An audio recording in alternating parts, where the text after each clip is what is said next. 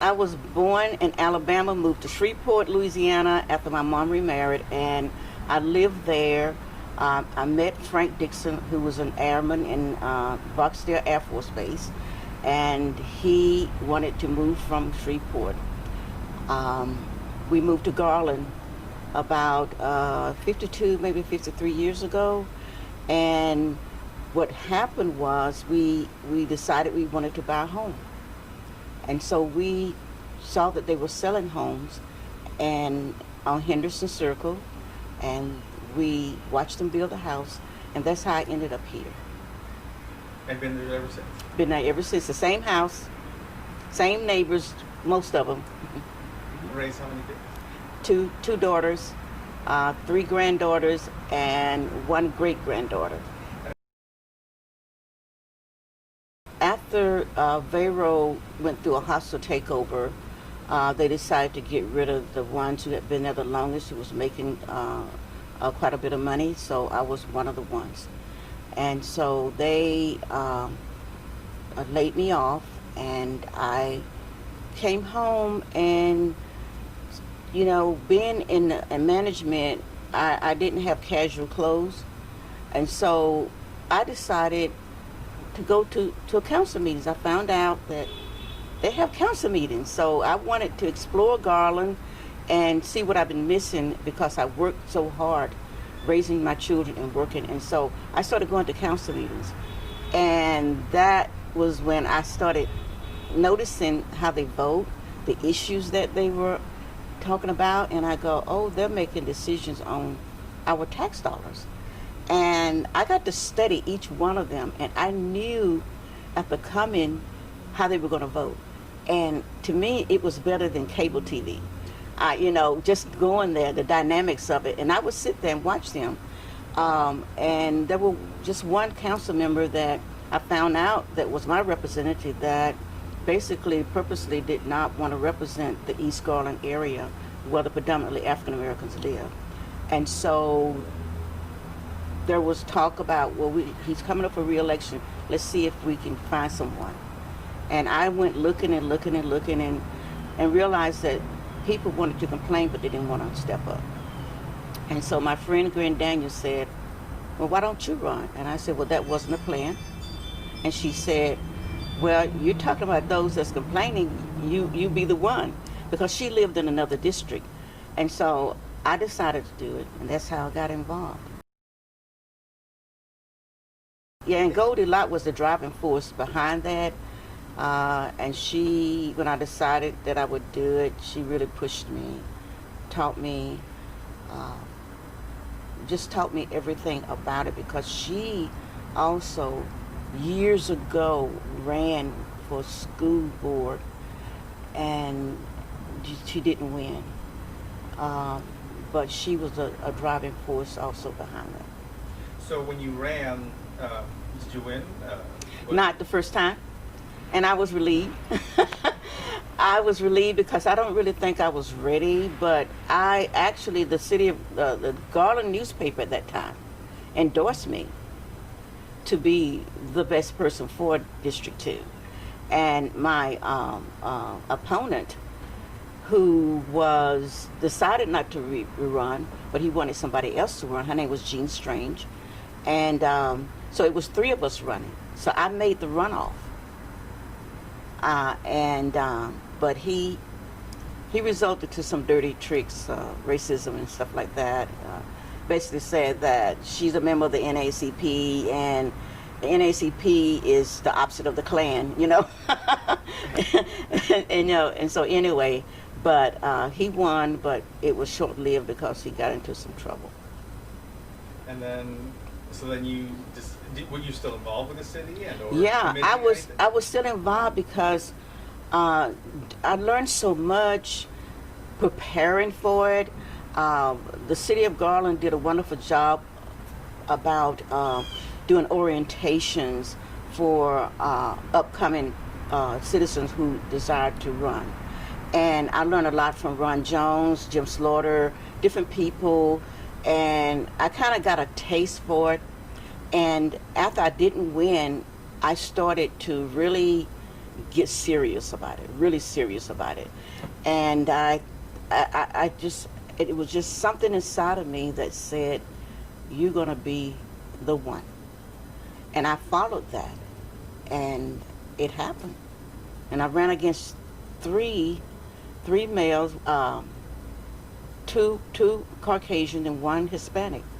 And together we had several forums, and I got to know them. So much so that after I won, I appointed them to boards and commissions. You know, your opponents are your opponents, period. But that doesn't mean that you have to be an enemy. Knocking on doors, I had approximately 30 volunteers. And Chester Johnson was my campaign manager. He was one of these that he was very quiet and very, he was the one that calmed me down when things happened. And we went out, and I equipped them with a clipboard and questions. And I wanted to know, what do you want to see beyond your front door? And I got answers that basically was kind of pretty much the same. I would get up in the bed at the end of the day, and I would get all these answers. And what we also did, we also registered to vote. We got deputized, and I still have the deputized papers of everyone who got deputized. And we went out and we registered over 300 people to vote. The people in East Garland felt that, why should we vote? Because our vote doesn't count. They're going to do what they want to do anyway. And my face-to-face to them was, give me a try. At least give me a try, and let me prove to you that your vote really counts. And on election day, it was really amazing. What I did do, I made a list of phone numbers that they put on the voters registration and that they gave me knocking on the door. And I would call them and remind them, our group would call them and remind them early voting, election day, and everything. And basically what happened was, those people saw that their voice really mattered. We had some that during the last couple of hours, we were walking the street like crazy, men playing dominoes. You know, we had 1 hour, go vote. We had one lady who was cooking beans. I never forget, she was cooking beans. And she said, but I have beans on the stove. And one lady said, one of my volunteers said, well, I'll stay here. We had one man who was mowing the lawn, and I remember Chester Johnson said, man, go vote. I finished mowing your lawn. So that's how we did it. We called golden, I call it, we beat the hedges. You know, trying to get people to come out and vote. And they came out and they voted. And we ran across some people, you know, who are Caucasian people. We had one, Gwen Daniels, and one of the other volunteers approached these two white men on the porch, and they said, when they saw my picture and who I was, that they was in the flyer, they said, well, we stopped voting when they ended lynching. And so they immediately said, thank you for your time. They left. So, you know, we ran into some things, you know, that was really kind of out there, but we didn't stop. So the voting was very interesting. I even had, during one of the forums, when I ran that first time, we had people who worked the poll that wasn't from our area at Kimberland Elementary School. And they were suppressing African Americans to vote. When I found out about it, I called the election people downtown and I told them, they either get someone that looked like us, or you get someone that want to be for us. And so they fired that old lady. And so I had someone confront me at a political forum, stood up with the article and confronted me.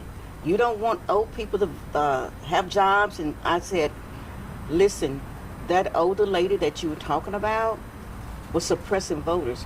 There's always this thing about voter turnout. How are they going to turn out when they're being suppressed? And I said, and if I had to do it all over again, I would do it again. And at the end of that forum, that lady walked up to me and thanked me, and she became one of my largest supporters. If you're honest and true, and you stand on what you believe in, if people, they can either accept it or they can reject it. But she accepted it. And what was the voter turnout, and then by how much did you win? Was it a landslide? Was it a close race? Or The third time, the second time I ran, it was, I can't remember, but I do know it was 4 of us running, and I had the most votes. That's all I know. All I know is I won. It was not a runoff. I won, hands down. At the time, I didn't think of it that way. I just thought that after walking the street, after knocking on doors, seeing the conditions of the people, I went in places that when I got home, I had to take a shower. I'm just being real. When I saw that, I knew that I had a job to do.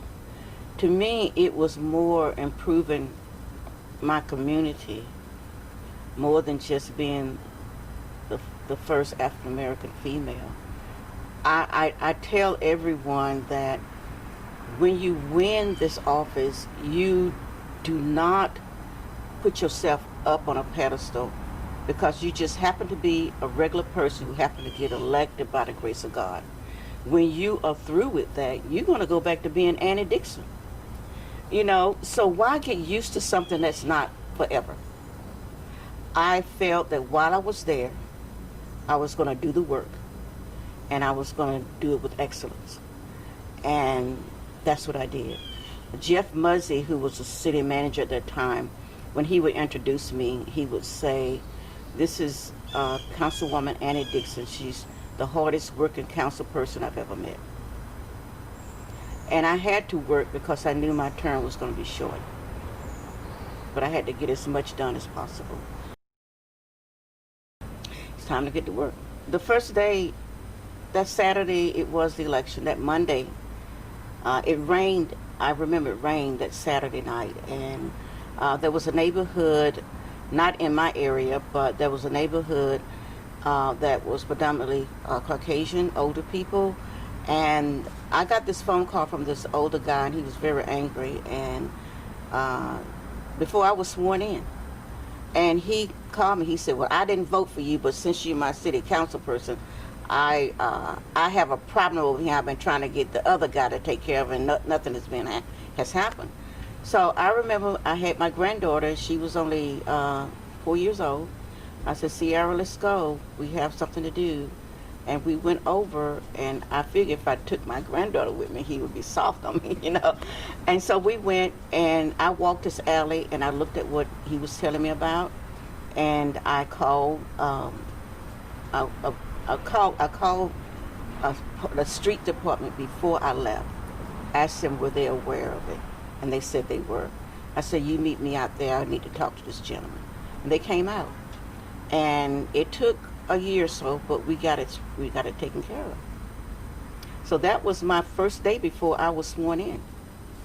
And from that, after my meeting, I can remember Rick Howard, who was District 3. He was the only council person that called me and said if I needed any help understanding my notes in my package of the agenda, he's there for me. He was the only one that called, and I really appreciated that. And after my first meeting, I received a phone call from the mayor at that time, Jamie Ratliff, and he told me that, it takes 5 votes and you don't have them. He said, you can have the best ideas, you can have the best, that could be the best thing for Garland, but you don't have 5 votes, and I don't think you're going to get it. And I said, well, Jamie, I think I do have those 5 votes. And he said, well, Annie, do the math. I said, I have. And he said, what are they? I said,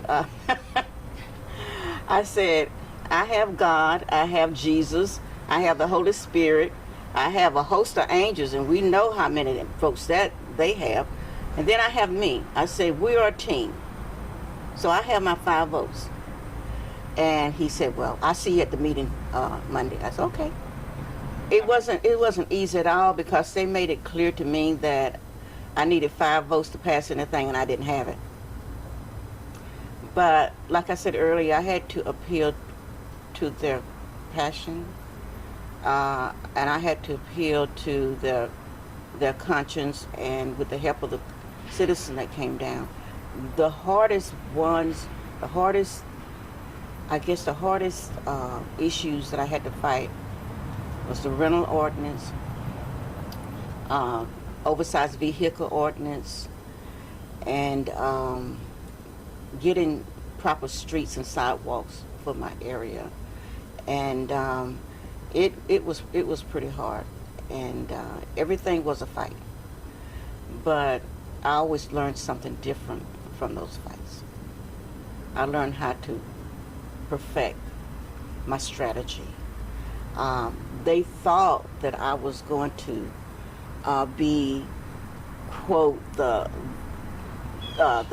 talking head for the NAACP. They felt that I was going to allow the Garland NAACP to feed me information so I'll know what to say, but no.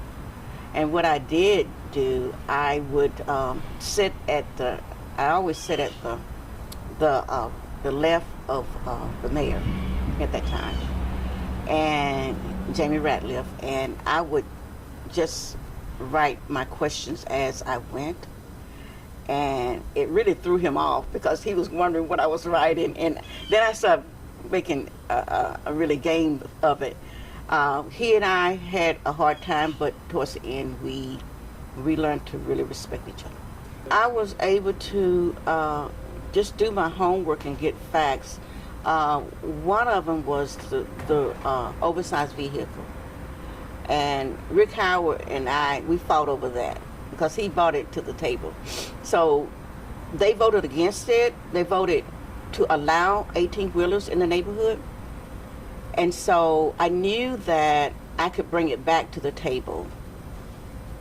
And so I brought it back. But what I did, I woke up early that morning, and I know it was the Holy Spirit, said, call the fire department. So I called the fire department. I said, I want you to go out. I want you to measure just different streets of different sizes, from curb to curb, from car to curb, from 18-wheeler to curb, and then from 18-wheeler to car. And give me those measurements, write them up in a report, and I want Mr. Muzzy to look at it and make sure that everyone on the council received one. And so when I brought it back, during the pre-meeting before the council meeting, they looked at it, and I said, okay guys, I said, this could be any street in your neighborhood.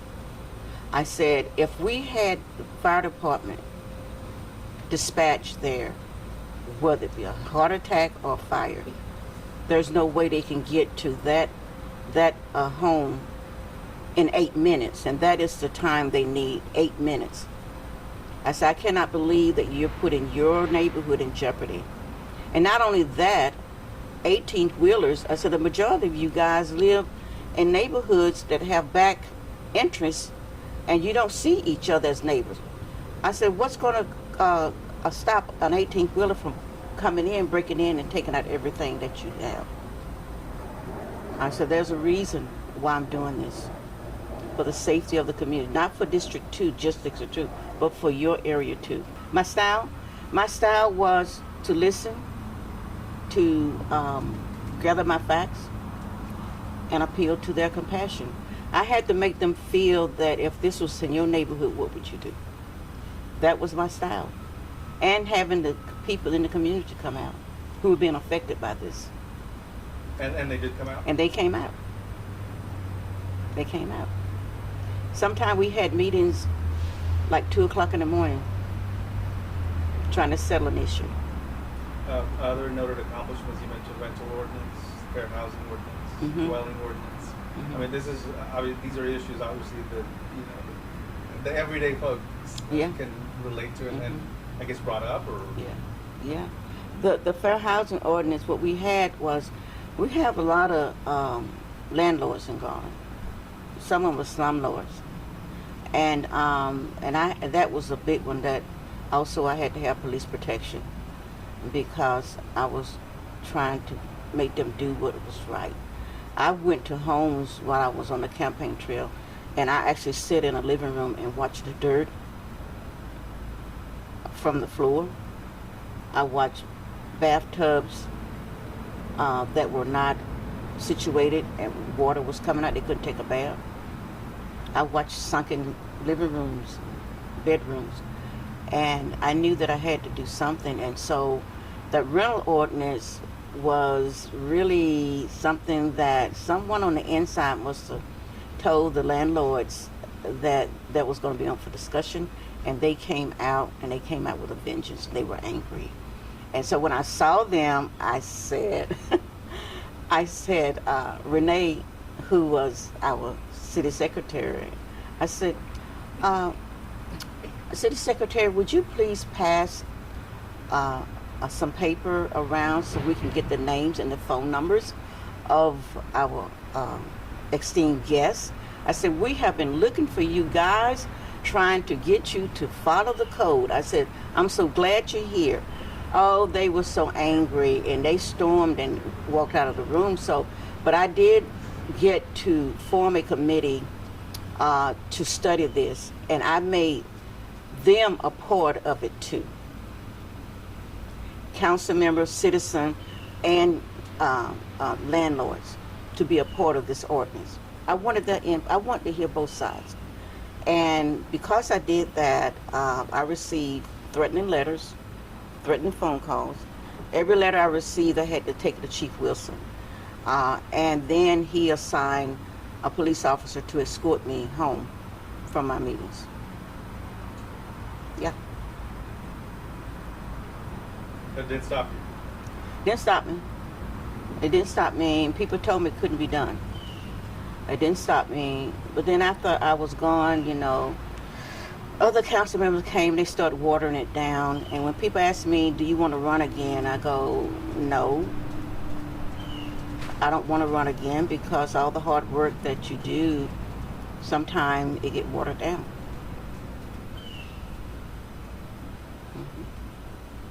So then what did you do after your term was up? I mean, were you still involved with the city? Oh, yes. I was involved with the city because you learn so much. You learn how things work. And I had this knowledge after being there, being taught by staff members, because when I came in, I wanted to meet with all of them.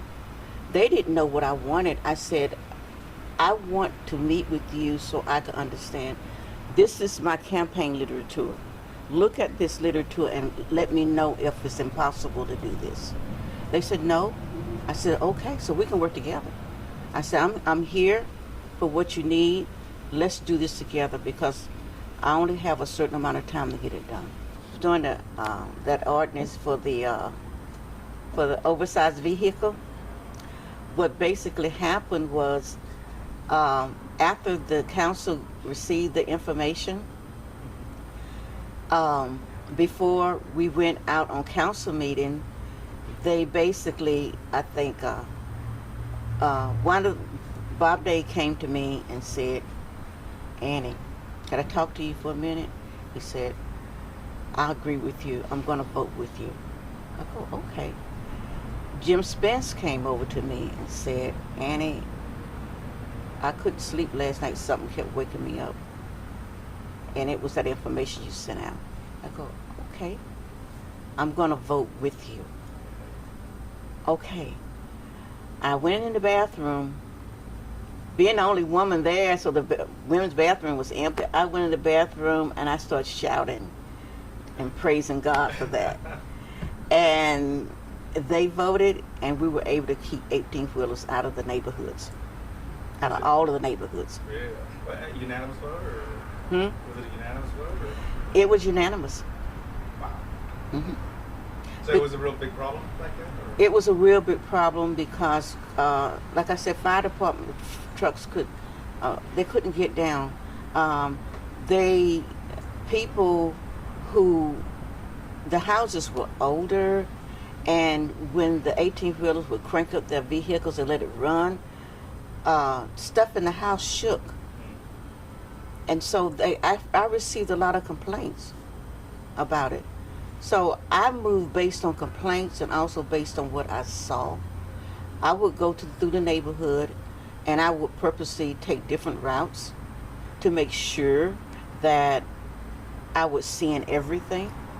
If I was across town in another district and I saw something that didn't look right, I'd just call and say, I was over here by, Garland Avenue or Shallow, and something just didn't seem right. Could y'all go check that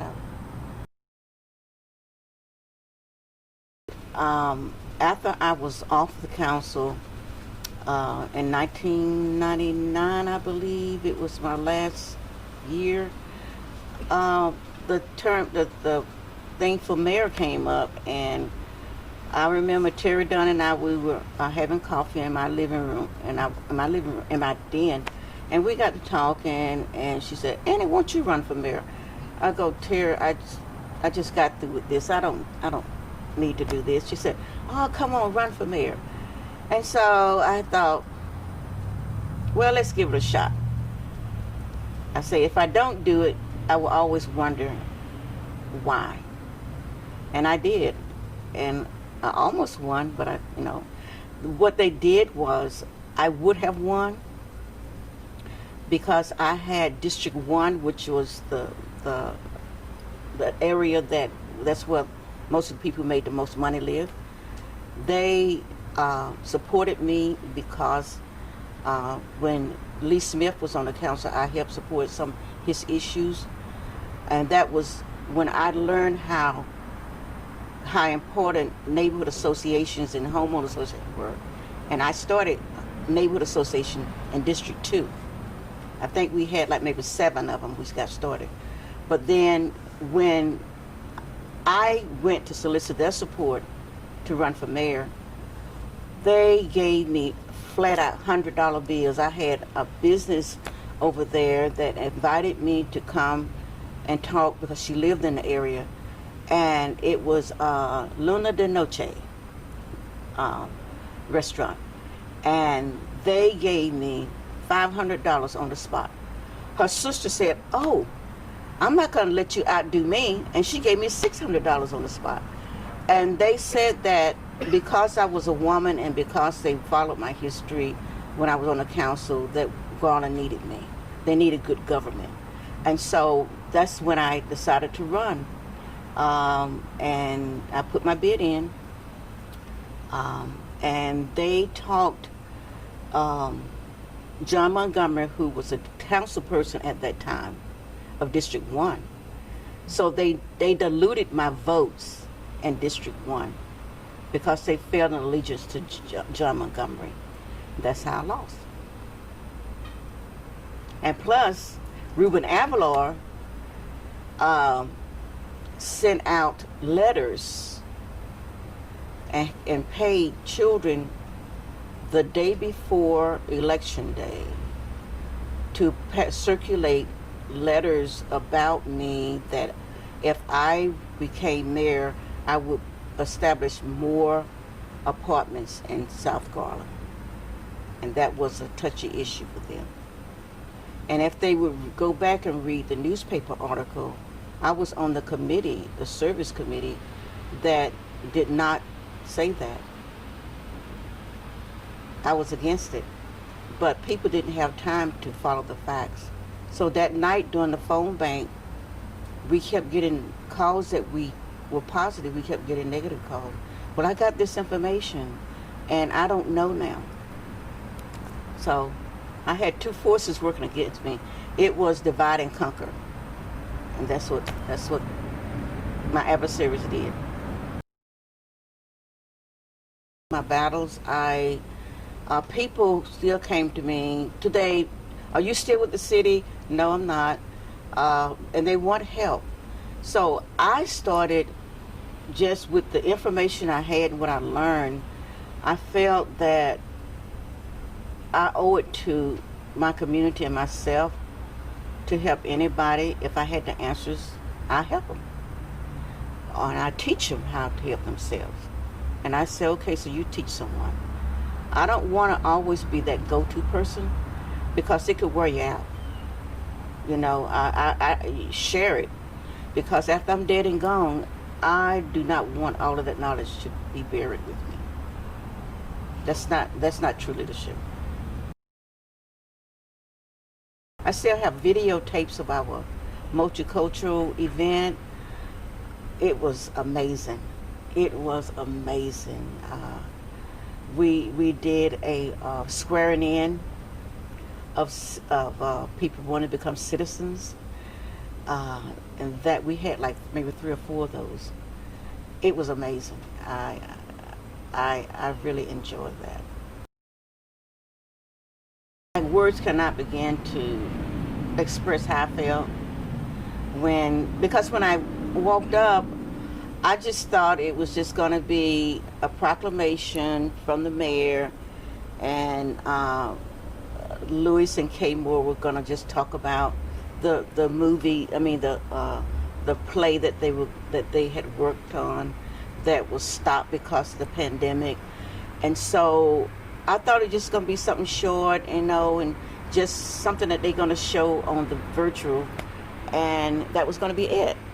But when I walked up, I saw the decoration of red, white, and blue, and what was covered up, I didn't know what it was. I thought it was just something that was already there, but they used it as a backdraft for decoration, for picture ops. I didn't know what it was. And so after the mayor and after Retta Bowers, who's our state representative, came up and read this, and then when Lewis Moore read the opening, and I kind of sort of had an idea, and then it really became real when the mayor and Retta Bowers undid the unveiling. I didn't know what it was going to be underneath there, and when I saw it, I was moved to tears. I couldn't believe it. I was speechless. It was so many mixed emotions. Like, when did they do this? How did they do this? And me, I can't believe me. I'm not an upfront person. I like behind the scenes. I like to work on things and see things happen. And I was so honored, and it's still kind of sinking in. It really is. And I am so grateful that they did this with the help of some people probably I don't even know. But the Moores are very persistent people, and they believe in giving credit where credit is due. And the reason why they approached me at an MLK parade, and I was about to be on stage, for the program, and I couldn't understand what they were saying. So then I called them and said, "Could I meet with you so you can explain to me what is going on?" And their words were, "There are a lot of great people in Garland, especially African Americans, that have done things, and you have not been given the recognition that you deserve. And we want to make that right." And once again, I was almost moved to tears. It's a different thing when someone intentionally wants to do something rather than you beating your own drum. I married Frank Dickson. We've been married 53 years, I think. And we have 2 beautiful daughters and 3 granddaughters and 1 great granddaughter. And Frank is the one that pushed me to do. I could not do what I do if it had not been for Frank, my husband. He would always say, "Oh yeah, Ann, you can do it." He was the one that never complained, no matter what I did. He never complained. He just supported me. When he worked for GTE, which came Verizon, and when Verizon started the towers for cell phones, that came to the council when I was on council, and it was first for us. And so Frank had to work out of town, but when he would come home, he would take me, if it was on the agenda, he would take me and show me where the towers were and what they looked like. So I had a kind of idea, and he would talk to me about how they worked and how important they were. And I was able to take his information based on what staff did and blend it together, and I was able to vote yay or nay. And that's how Frank was. Our daughters went to Garland High School. No, South Garland. Graduated from South Garland. And our granddaughters, 2 of them graduated from Garland High, and I have my last granddaughter, first year at Garland High. My church, I was a Sunday school teacher for 23 years for children, and I watched those children grow up to have children of their own, and it was time for me to pass the baton. I knew if I stayed there that they wouldn't come forward, and so when I passed the baton, they became Sunday school teachers. They also became people that voted for me when I ran for office. So they knew me, and they knew my character. I always told them, don't wait to grow up to build your character. You build your character at a young age. And when you build that character, it will pay off in the end. I also said, take care of your bodies, and when you get old, your bodies will take care of you. That means no substance and don't abuse yourself. I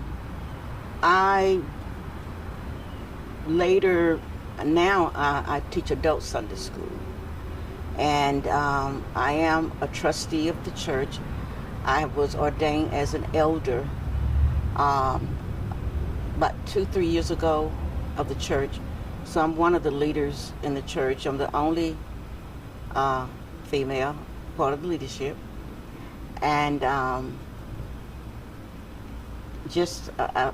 pastor is Pastor Milton Doyle, and he has really pushed me to be excellent in all I do. My faith is very strong.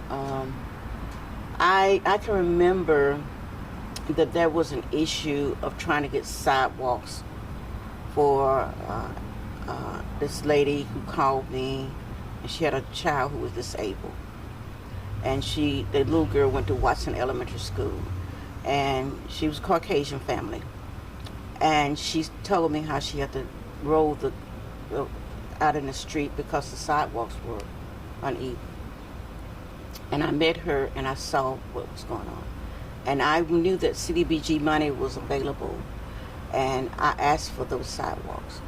And I got it approved, but behind the scenes, they were trying to undo it for me. And I did make it happen. And I was very, very pleased with the fact that that little girl got to go to school safely. And what was that last part of the question? You mentioned, your faith. That's... Yeah. Oh, yeah. That night, I had called my mission president, and I said, I'm going to be in council work session at 6 o'clock, and y'all meet at 6. So I want the sisters, I want y'all to pray for me. And so they said, we will. But when I came into the work session, I saw 5 older ladies just walked in, and they sat on the back row, and their presence, there was something I cannot explain. But they didn't say anything. Their presence was there. And I remember praying, Father, thank you. And when it came time to get those sidewalks, I got them. And I can remember Gene McNeil saying, well, how did you do that? And I pointed at those ladies right there. My faith had a lot to do with everything. I can remember having a meeting with Jamie Ratliff one time, and he said, he took me to lunch, and he said, do you trust me? And I said, you need to give me a reason why I can start trusting you.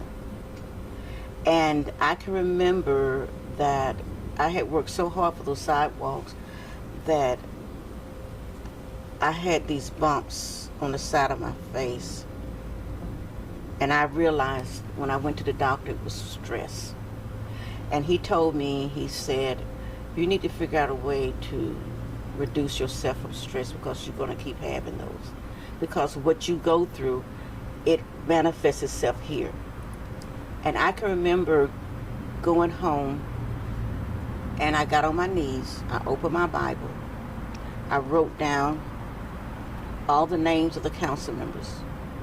I put it in the Bible, I pushed it in the middle of the bed, and I said, okay, Lord, they're in your hands. You know them, you know what they're thinking, you know what they're planning, but you in control. And I said, and I'm going to let you handle it. Didn't have any more bumps. So it was my faith in God and letting Him be in control that really helped me through a lot. So my faith is strong and still is. Don't be afraid to take on tough issues. The questions that you ask and the questions that you have, someone else is thinking about them. They just don't have the guts to say it. I said, be true to yourself. Get involved. Get involved to where your tax dollars are going.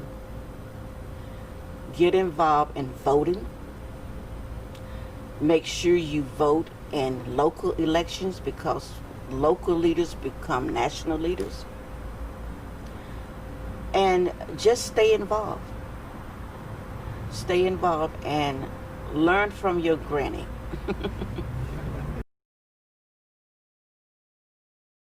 I hope they will remember me as someone that picked my battles when it really mattered. That that you no longer have to worry about being afraid to get involved in city government. Do your homework. Come with facts. I want them to remember me as someone who was humble but very strong and very direct. I was personable. Everybody is important to me, from the smallest child. And basically, I just want them to remember what I've done. Every time I go down 66, Mr. Gail Fields, who lived on Davidson, tried for many years to get a traffic light from the Rainbow Edition. They didn't do it. They only had two ways of getting out that neighborhood, and both intersections had nothing in the way of a traffic light. I hope they remember that. I hope they remember the fact that when we almost didn't get light rail, how I campaigned before I got involved in politics, and I stood at the bus station, a dark bus station, passed out flyers on the day before election day and said, go vote to save DART. This may be your last ride. I went down as a council person before the board, the DART board, and I asked them for a clock tower. I said, we don't want any less than what you have for Dallas, because we have worked hard, we have paid the taxes, and we have earned the right to get a good station, one that we'll be proud of. I was part of the designing of it. I remember Rick Howard and I were together, and he wanted the old-fashioned depot and everything. And because those were the good old days. And I remember being the only African-American around this big table in the mayor's conference room. And Rick said that. And I looked at Rick, and I said, Rick, those were not good old days for me. I said, let's go out and let's drive around in other areas. Let's see what we want for Garland. One of them was a clock tower that we wanted in that area, and we got that clock tower. The Gale Field Center, people like Dale Long and Mr. Fields worked hard to get a recreation center. At first they wanted to put a gazebo there. We don't need an outside gazebo. Dale Long worked real hard. When it came time to do the bond election, I strategically placed people in the parks. They wanted to make a one item, and I knew if they made the Gale Fields, the Recreation Center in East Garland, a one-line item, it would not get elected. I said, no, I want it all on the same item for every, a line item like everything else. We passed, on my term, we passed the largest bond. We stayed up in the work session so late till finally I looked at Jamie and I said, may I say something, Mayor? He said, yes. I said, okay, we can be here all day. Obviously, neither one of y'all want to give in, and we know that if this bond go out, it's not going to get passed, and we need it. So I went around the room. I said, District 1, what do you want? And I went down the line, what do you want in your area? We put it on there so it gave everybody a reason to support the bond. And that's how we were able to pass it. I never forget, some children were out playing in the park across the street that I helped get. And they came over, about 4 of them. Miss Dickson, there's some strange people coming in the park, and we're afraid to go play. And they even have graffiti over there. What can we do? They're saying ugly words. And I said, okay. She said, are there rules they can put up? I said, you stand here, and I'm going to make a phone call, and I want you to see how community involvement work. I called up the Parks Department, and I told them that I have 4 children in here, in my home, who want something done about the park, and I explained to them what was going on. That next week, they came up and put signs in the park, what's allowed, what's not allowed. And those children saw that. I don't know where they are now, but that's something that I hope that they will remember and be inspired to do. It's the little things. Yeah, it's the little things. The little things add up. Mm-hmm. So I want people to remember things like that. It's so many things. I can't put one finger on it, but if I could, it's just to be yourself, be truthful, have dedication, work hard for it, and believe that you can do it. But you have to believe in yourself. I really feel that this has been a road that was well worth it. And I would do it over again. You don't accomplish things by agitating people. You learn to work with them. Someone asked me when I won the election, they said, well, Annie, how are you going to work with them? I said, I've worked with them in the past all my life, being in research and development, working with a bunch of engineers. Um, I have no problem working with them. I said, but they may have a problem working with me because I'm new to them. And I said, I think we're going to get along just fine as long as I'm honest and clear and I'm not asking for anything impossible. And your motto? Be inspired and inspire others. Yes, yes. When you are inspired, it you need to share it. Everyone in life wants someone to let them know that they can do what you're doing. I know how to inspire myself because I'm going to be honest with myself. And I like looking in the mirror saying, you go, Annie. You know, and so everybody needs the opportunity to be inspired as well. Do you think you have inspired other African Americans to get involved? Yes. So Oh, you yes. think- yeah. Oh, yes. Yes, I have. Linda Griffin came to me when she wanted to put a bid in years ago for a school board. And she said, Annie, what is it like? And I spent a lot of time with her, talking to her what it was like. When she ran the first time, she didn't win. And I knew how she felt, you know. And I pulled over to the side and I said, do it again. Do it again. I said, you got the name recognition out there.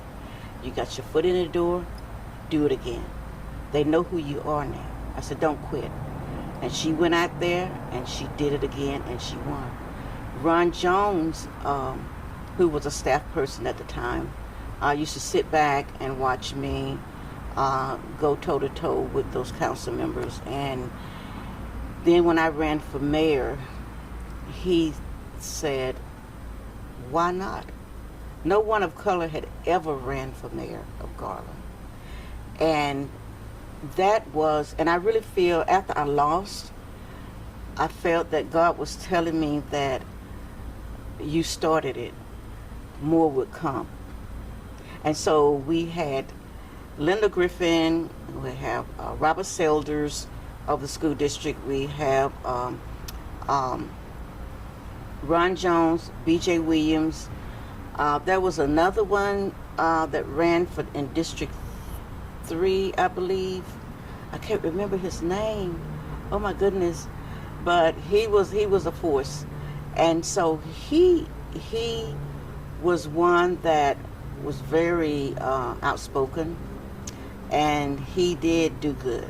So there were like maybe 5 or 6 other people ran but of color that didn't win. And so yes, I think my running for office was the beginning of them saying, why not me? You think you ever made Garland better? Yes, I do. I really do. Yeah, I think I made Garland better. My own children don't know half of what I do because I don't talk about it at home. Recently, my granddaughter, who's a Garland senior, not senior, but her first year in high school, she was on Facebook and she saw this. She said, Granny, what does this mean? And I told her, and she go, oh, really? Tell me more. And she's really an introvert, but she wanted to know more. And she said, oh my goodness, because I talked about when I was growing up, you know, the things that we played with and everything. And I told about what happened when President Johnson signed the Civil Rights Bill, how I, being the oldest of 6 kids, I had to ride the bus to go to school because I went to a private Catholic school.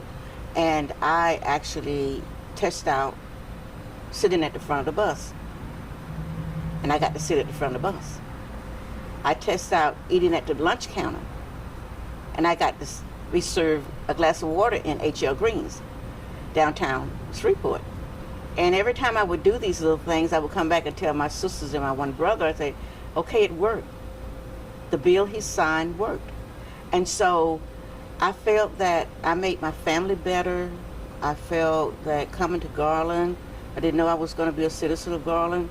Who would have thought? But yes, I think I made it better um, because it inspired me and I inspired them. And you made your mark. I made my mark.